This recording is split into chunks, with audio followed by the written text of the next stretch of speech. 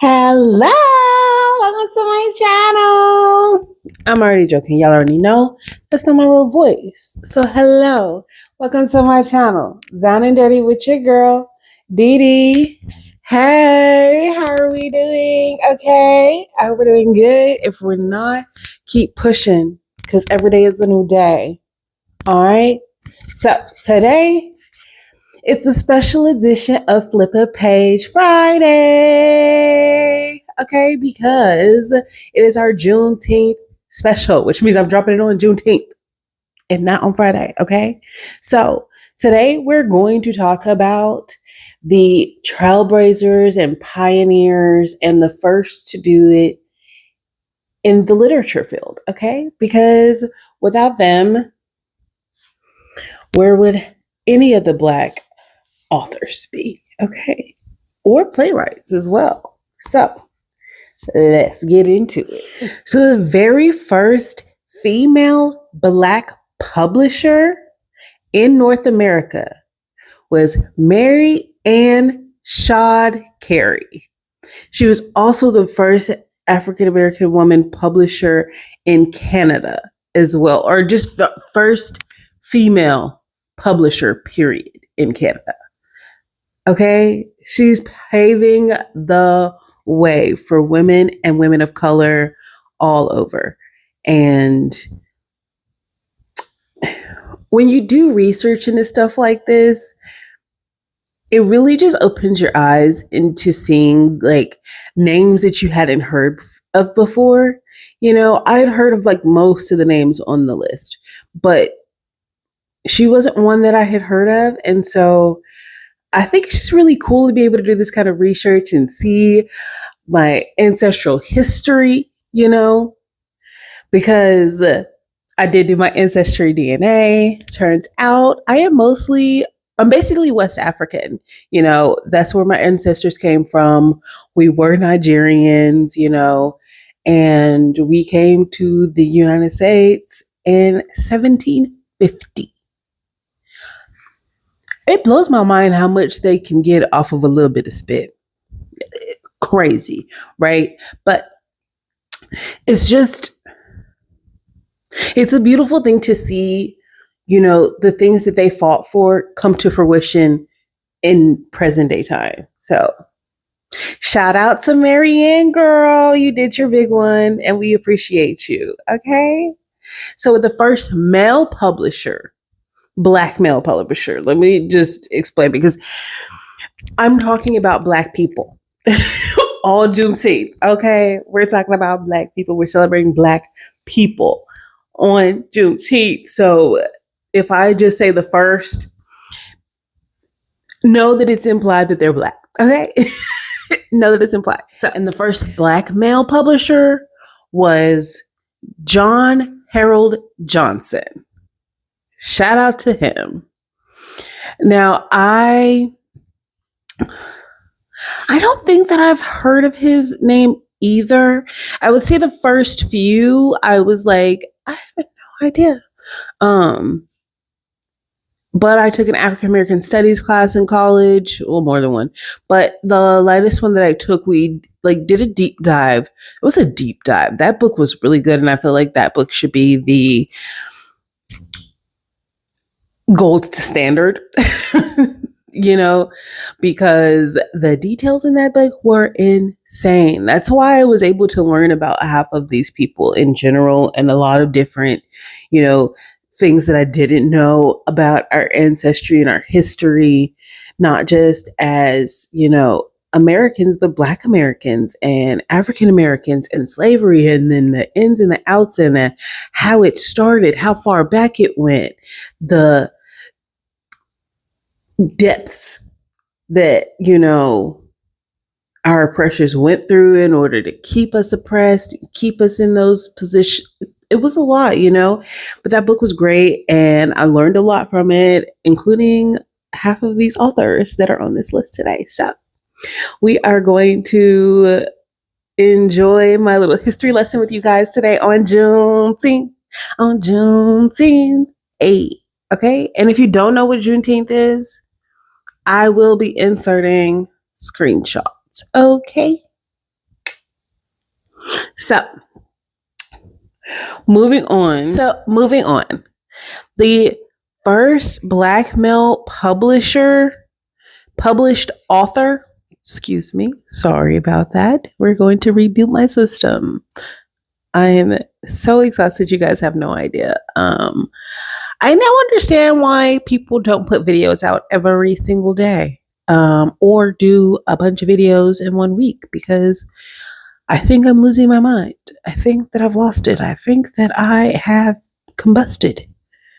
So, here we are. Okay, so we're going to move on to the very first Black male published author, which would be William Wells Brown. Okay, Williams Well Brown. So we're going to move on to the first Black male that was a published author.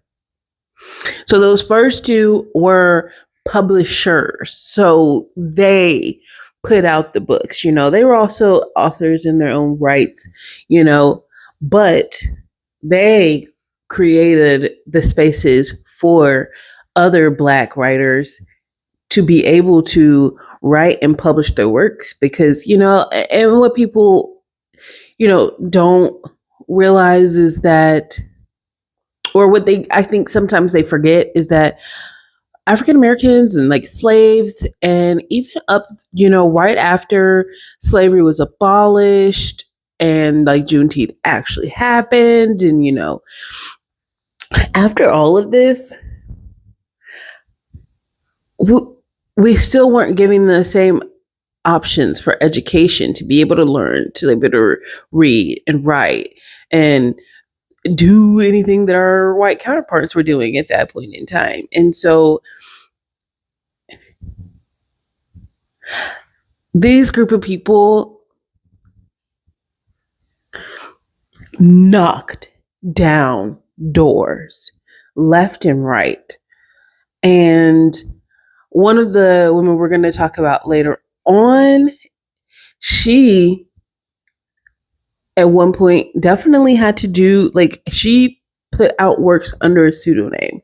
And a lot of people did, because not only was it going to be frowned upon or unacceptable in a sense for there to be a Black author, but let it be a woman, And so we see it all the time when we're in history class and we're reading about female authors, and, how all of them were going under pseudonyms.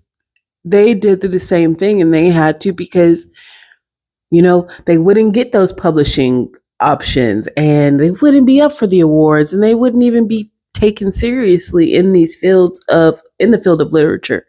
And where would we be? Where would half of these female, authors be without some of the people on this list, which we're going to move on and talk, also pivot back. Williams Wells Brown was also the very first Black man to have a playwright that was published. Okay? Like, he was doing his big one. Okay? You go ahead, you do that, because they created the avenues for which we are able to walk today. So, thank you, Ms. Brown. All right. So, I could not talk about influential Black people in literature without talking about Phillis Wheatley. Okay. You cannot do that. This woman is the GOAT. Okay. GOAT. OG GOAT. She was publishing books as a slave. This one went through a lot. And now don't quote me on this, because I'm trying to make sure I'm remembering the right person, but I'm pretty sure that she was a slave, got free, and then became a slave again, and died in slavery, like enslaved, instead of being free, because they thought that she wasn't free anymore. So she went back into slavery. I just think that that's like, what? This woman's a goat, okay? not only was she the first female published author of books, her first book was a book of poetry, but she was also the first she was the first Black person, period, African American person, period, male or female, like, she was the first ever to publish a book. Like, she literally paved the way for women and for men. She's paving the way. Oh, Phillis, my girl, my queen, we love you. We thank you. We appreciate you so much. Okay. Oh, like you. I love reading, right? And I don't like to write as much. Okay. I've been told, all my time in school that I am a great writer, and I should never give that up. But I don't like doing it. Okay. I rather read. And if I'm going to write poetry. So maybe I'll have to get my Phillis on and publish me a poetry book one day, y'all, because I can do that because of her. And I feel like it's just so important to highlight these trailblazers and the GOATs and the ones who did it first. This is a list of first, a list of trailblazers, a list of people who said, F you to that glass ceiling. I'm kicking that ish down. It doesn't matter what you say I can do. I'm going to show you what I can do. Beautiful. Beautiful moment. Beautiful. Just beautiful. Love it. Okay. Thank you, Phillis. We're going to thank everybody after this because, like, we're going to move on to the next people, which will be the first male and female Black authors to reach the New York best sellers list. Okay. Which will be Maya Angelou and Richard Wright. Okay. Last name, namesake. Thank you both. I think that maybe you should go back to school. If you've never heard of Maya Angelou, okay? Angelou, Maya Angelou, however you like to pronounce it. If you've not heard of her, you probably didn't graduate. I mean, you probably didn't even graduate middle school. Okay, because I don't remember when we read it, but we all read her books. It's a standard in a lot of schools, in most schools, So she alone. Oh my gosh. And if you've never heard her read, she's like a female version of like Morgan Freeman. Like she could literally probably be cussing me out and I'd be like, say more, please tell me more. Okay. And the movie, she acted her butt off. Oh my God. They both did their big one. Both had, significant impacts in the field of literature in general, but especially in the Black community. So thank you, Richard Wright, and thank you, Maya Angelou. Okay? We appreciate you. The next accomplishments we have that we're going to highlight today for Black people in literature who paved the way for us to be able to read, write, publish, do whatever we wanted to do in the world of literature would be Toni Morrison and Ralph Bunche. They were the first Black male and female, flip it back, female was first, Toni Morrison, and then Ralph Bunche was the male, to be able to win the Nobel Peace Prize. That is the most prestigious prize, like award, that you can get as an author. Like, that's it. That's the gold standard. That's your gold at the Olympics. First Black woman to do so. Go girl. So thank you, Toni Morrison, and thank you, Ralph Bunche. We appreciate you. Now, to wrap this video up, I'm just going to name off some trailblazers and pioneers in literature, period, but especially for the Black community. Phillis Wheatley, Frederick Douglass, William Wells Brown, Langston Hughes, Zora Neale Hurston, James Baldwin, Toni Morrison, Maya Angelou, and Alice Walker. And those are just to name a few. You know, I could go deep dive into research and find, you know, the first one that did this and that, and, you know, every book they wrote and all that stuff. But my videos would be 7 hours long, and I'm not trying to do that. So I'm just giving you guys little bridged versions of, you know, the trailblazers, the pioneers, the first to do those really big things in literature for Black people and African Americans, and especially starting with, you know, Phillis Wheatley. She was the first. She was our gold standard. She is our gold standard. Like, to be able to overcome every obstacle in order to do something that, you know, you love and that you feel like is your every right as it is to do, just along with, at that time, just white men, because even white women weren't allowed to be, you know, writing. They weren't going to read a book by a woman.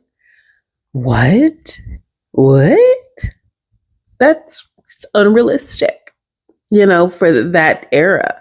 And so she and so many others, starting from, you know, slavery on through like the silver.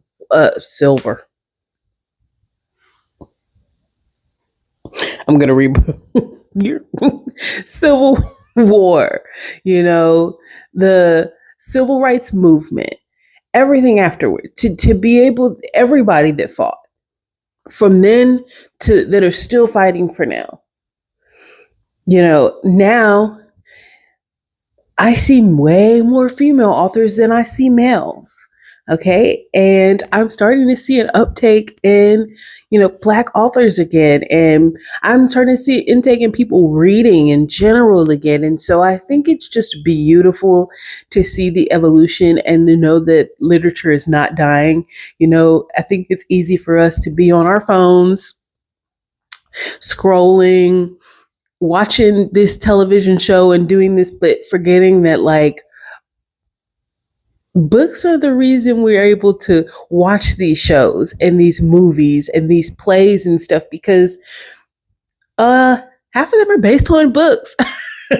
The other are half based on true stories, you know. So a lot of this, and then imagination as well, right? But a lot of this wouldn't be possible without those trailblazers, you know. And I just think it's super important. I think it's super, like, awesome. Like, this, honestly, the Juneteenth series has been, like, pretty awesome for me.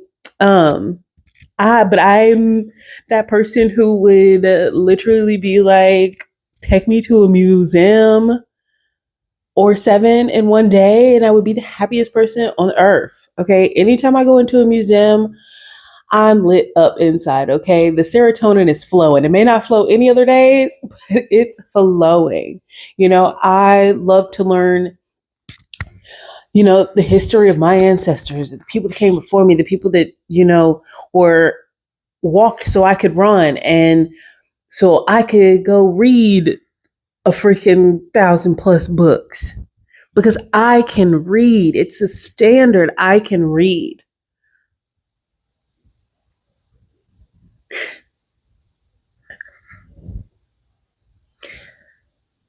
I think we often take advantage and forget about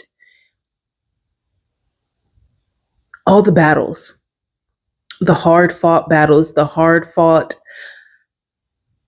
wars, because it's not just a battle, there's wars, and wars with this, and the generations that it took, the hundreds of years that it took for this to be a standard.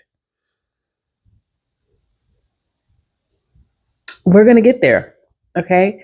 And we have nothing but thanks to give for those that came before us that allowed us to be able to do what we do now. And we thank every single one of them, every trailblazer, every trailblazer, every pioneer, every glass ceiling breaker, everybody that didn't take no for an answer, everybody that fought for equality. I thank you. Thank you, no matter what color that came in. Thank you. I am blessed to be here today in this time where I am an eloquently spoken Black woman in the South.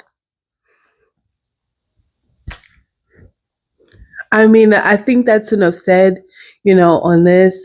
So, happy Juneteenth. Okay, happy Juneteenth.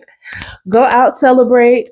Go support your local Black owned businesses. Okay, go find you a book, a play, a poem, some poetry. Go find something. Read from the people that were able to do a lot. Go read from the people that paved the way for us to be able to do what we do now and to have the freedoms and the rights that we do. Okay? So, happy Juneteenth. Thank you guys so much. Okay? So pause. But don't hit pause. Just pause. And then I need you to hit that like button. Okay? And then I need you to go leave a comment down below. Say hello. Say happy Juneteenth. Okay? And then I need you to hit that subscribe button. Please and thank you. Okay? Yes. And then once you do that, hit the notification bell. Okay? So you know when I post new videos. All right? Hey. So I'll see y'all next time. Bye.